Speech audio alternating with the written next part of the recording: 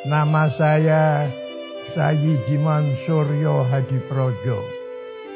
Pangkat saya terakhir di TNI adalah Letnan Jenderal TNI. Saya sudah pensiun, sudah purnawirawan sejak tahun 1982. Di sini saya perlu ceritakan lebih luas. Pertama perlu adik-adikku, anak-anakku, cucu-cucuku tahu bahwa pada tahun 1948 masih sedang perang dengan Belanda. Dia berontak di Madiun dan menimbulkan banyak kematian. Tidak hanya di Madiun, tapi di mana-mana di mana dia bergerak. Seperti antara lain saya ceritakan tadi bahwa pada hari ini, artinya pada tanggal 29 September tahun 1948, ayah Profesor Sri Edi Suasono yang menjadi penjabat di Ngawi dibunuh bersama dengan penjabat-penjabat lain yang tinggal di Ngawi seperti Wedana dan sebagainya. Selain dari itu, ada pembunuhan lain-lain di Madiun, di Blora, di Pati, pendeknya di tempat-tempat di mana PKI relatif ada kekuatan, dia melakukan pembunuhan. Akan tetapi dengan ridho Allah, pemberontakan PKI di Madiun dalam tempo 1 bulan kita bisa selesaikan. Pasukan TNI Angkatan Darat, khususnya Siliwangi, berhasil menyelesaikan tugas yang dilimpahkan oleh pemerintah untuk menyelesaikan itu. Pada waktu itu, Bung Karno tegas.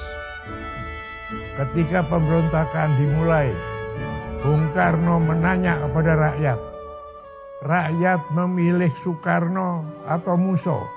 Musso adalah nama pemimpin PKI waktu itu. Jadi tegas Bung Karno. Dan rakyat milih Soekarno.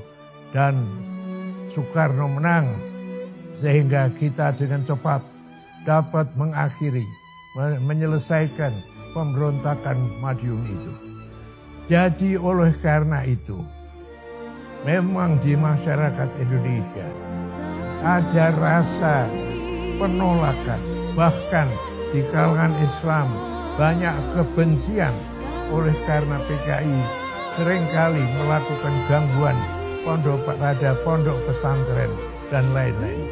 Akan tetapi sejarah membantu PKI karena pada bulan Desember tahun 48 Belanda menyerang.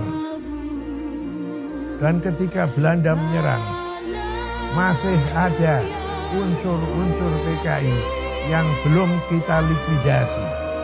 Unsur-unsur PKI ini kemudian turut melawan Belanda.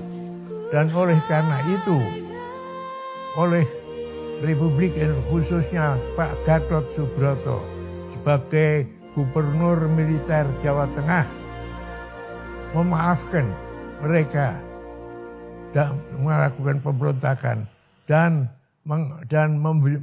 membenarkan mereka ikut serta melawan Belanda.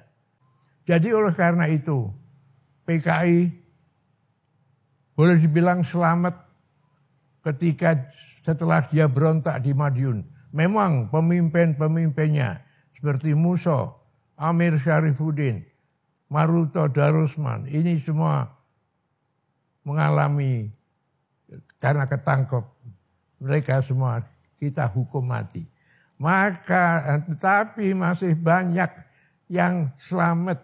Antara lain yang selamat adalah DN Aidit yang waktu itu masih muda dan teman-temannya yang setelah tahun 50 kemudian membangun kembali PKI.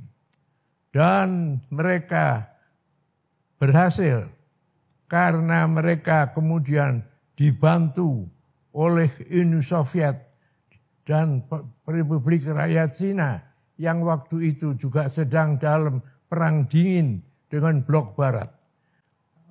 Dengan bantuan itu, maka PKI di Indonesia yang pada tahun 48 berontak, tapi selamat, dan pada waktu Republik Indonesia mengadakan pemilihan umum pertama pada tahun 1954, PKI malah menjadi nomor 4. Nomor 1 adalah Masyumi, nomor 2 adalah PNI, nomor 3 adalah Nahdlatul Ulama, dan nomor 4 PKI. Jadi bisa kita bayangkan bahwa dia berkembang terus dengan bantuan juga dari luar negeri. Proses itu menimbulkan kondisi di Indonesia bahwa PKI makin kuat, dan kemudian pada tahun 60-an telah menjadi partai komunis yang terbesar di dunia di luar Uni Soviet dan Republik Rakyat Cina. Kalau sampai Presiden Soekarno tidak ada, PKI akan mengalami perlawanan dengan TNI Angkatan Darat yang tidak bisa menyetujui keberadaan PKI di Indonesia. Hubungan Republik Indonesia dengan Uni Soviet dan dengan Republik Rakyat Cina menjadikan Bung Karno juga sangat dekat. Dan oleh karena itu, satu saat suatu tim dokter dari Cina yang oleh Menteri Luar Negeri Subandrio dibawa dari Cina ke Indonesia untuk melihat kondisi Bung Karno, menyatakan bahwa kondisi Bung Karno rawan. Kondisi Bung Karno kalau tidak ada usaha khusus maka akan mengalami kelumpuhan atau hal rawan yang akan terjadi pada Presiden Soekarno.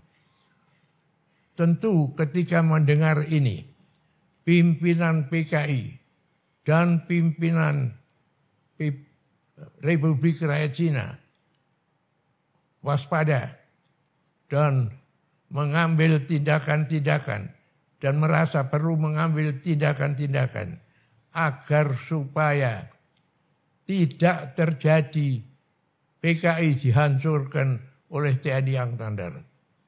Maka inilah sumber dari keputusan yang kemudian diambil oleh PKI bahwa sebelum ada terjadi apa-apa dengan Presiden Soekarno, selama Presiden Soekarno masih sehat, harus diambil tindakan-tindakan terhadap TNI Angkatan Darat yang tidak memungkinkannya mengambil sikap penghancuran terhadap PKI. Untuk itulah kemudian pimpinan PKI, DNID, membentuk suatu badan namanya Biro Khusus. Biro Khusus ini dipimpin oleh Zam Kamaruzaman. Dan tugas utama Biro Khusus adalah